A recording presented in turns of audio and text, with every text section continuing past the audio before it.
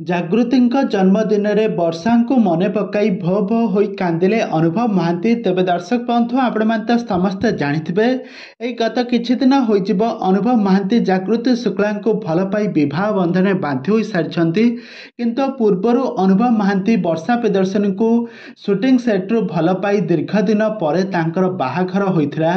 ଓଡ଼ିଆ ଘରର ରୀତିନୀତି ପରମ୍ପରା ଆଧାର କରି ତାଙ୍କର ବାହାଘର ସମ୍ପୂର୍ଣ୍ଣ ହୋଇଥିଲା। ବାହାଘର ପରେ ଦୁହେଁ ବହୁତ ଖୁସିରେ ଥିଲେ, ଦୁହିଁଙ୍କ ସହିତ ବହୁତ ଭଲ ସମୟ ବିତାଉଥିଲେ, ବହୁତ ଖୁସିରେ ଥିଲେ। କିନ୍ତୁ ହଠାତ୍ ଏମିତି ତାଙ୍କ ଦୁହିଁଙ୍କ ପ୍ରେମରେ କାହାର ନଜର ଲାଗିଗଲା କେଜାଣି ଦୁହେଁ ପରସ୍ପରଙ୍କ ଠାରୁ ଅଲଗା ହେବା ପାଇଁ କୋର୍ଟର ଦ୍ୱାରସ୍ଥ ହୋଇଥିଲେ। ଆଉ ଏହାପରେ ମଧ୍ୟ କୋର୍ଟରେ ଅପିଲ କରିବା ପରେ ଦୀର୍ଘ 5ରୁ 7 ବର୍ଷ ପରେ ତାଙ୍କର ଡିଭୋର୍ସ ପୁରା କମ୍ପ୍ଲିଟ୍ ହୋଇଗଲା। ସେ ସମସ୍ତେ ପରସ୍ପରଙ୍କ ଠାରୁ ଅଲଗା ହୋଇଗଲେ। ଆଉ ଆଜି ଯେତେବେଳେ ଜାଗୃତି ଶୁକ୍ଲାଙ୍କର ତାଙ୍କର ଜନ୍ମଦିନ, ଆଉ ଏହି ଜନ୍ମଦିନରେ ବର୍ଷାଙ୍କ କଥା ମନେ ପକାଇ ଭୋ ଭୋ ହୋଇ କାନ୍ଦୁଛନ୍ତି ଅନୁଭବ ମହାନ୍ତି। କାହିଁକିନା ପୂର୍ବରୁ ସେ ବର୍ଷାଙ୍କ ସହିତ ପ୍ରତିବର୍ଷ ଏହିଭଳି ବହୁତ ଧୁମଧାମରେ ଜନ୍ମଦିନଟିକୁ ବେଶ ଭଲ ଭାବରେ ପାଳନ କରନ୍ତି। ଆଉ ଦୁହେଁ ପରସ୍ପରଙ୍କୁ କଥା ଦେଇଥାନ୍ତି କି ଦୁହେଁ 7 ଜନ୍ମର ସାଥୀ ହୋଇଥିବେ, ସବୁବେଳେ ଏମିତି ଜନ୍ମଦିନ ପାଳନ କରୁଥିବେ। କିନ୍ତୁ ଆଜି ଏମିତି କିଛି ଦୃଶ୍ୟ ଦେଖିସାରିବା ପରେ ଅନୁଭବକୁ ଆଉ ନିଜର ଆଖିର ଲୁହକୁ ଆଉ ସେ ନିଜେ ରୋକିପାରିଲେ ନାହିଁ।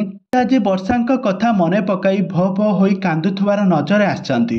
ତ ପୂର୍ବରୁ ଆପଣମାନେ ଦେଖିଥିବେ ବର୍ଷା ଅନୁଭବଙ୍କ ସହିତ କେମିତି ସେ ବିବାହ ଆନିଭର୍ସରୀ କେମିତି ପାଳନ କରନ୍ତି, ଆଉ କେମିତି ନିଜର ଦୁହିଁଙ୍କର ଜନ୍ମଦିନ ମଧ୍ୟ କେମିତି ପାଳନ କରନ୍ତି।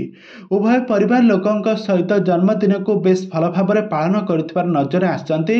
ଆଉ ଆଜି ଯେତେବେଳେ ଜାଗୃତି ଶୁକ୍ଲାଙ୍କର ତାଙ୍କର ଜନ୍ମଦିନ ପଡ଼ିଛି, ଆଉ ଏହି ଜନ୍ମଦିନରେ ଅନୁଭବ ସେଲିବ୍ରେସନ୍ ତ କରିଛନ୍ତି ସତ, କିନ୍ତୁ କାନ୍ଦୁଥିବାର ନଜରରେ ଆସିଛନ୍ତି। ଏହାର କିଛି ଭିଡ଼ିଓ କ୍ଲିପ୍ସ ମଧ୍ୟ ଆପଣମାନେ ଆମ ଚ୍ୟାନେଲ ମାଧ୍ୟମରେ ଦେଖିପାରୁଥିବେ।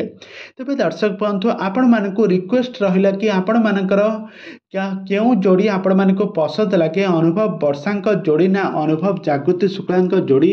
ଆମକୁ ନିହାତି ଭାବରେ କମେଣ୍ଟ ବକ୍ସରେ କମେଣ୍ଟ କରନ୍ତୁ। ଆଗକୁ ଏଇଭଳି ଅଲିଉଡ୍ ସମ୍ବନ୍ଧିତ ବା ସିରିଏଲ ଦୁନିଆ ବିଷୟରେ ଅଧିକ ଖବର ଜାଣିବା ପାଇଁ ହେଲେ ଆପଣମାନେ ଆମ ଚ୍ୟାନେଲକୁ ସବସ୍କ୍ରାଇବ୍ କରି ପାଖରେ ଥିବା ବେଲ୍ ଆଇକନକୁ ଦବାଇ ଦିଅନ୍ତୁ।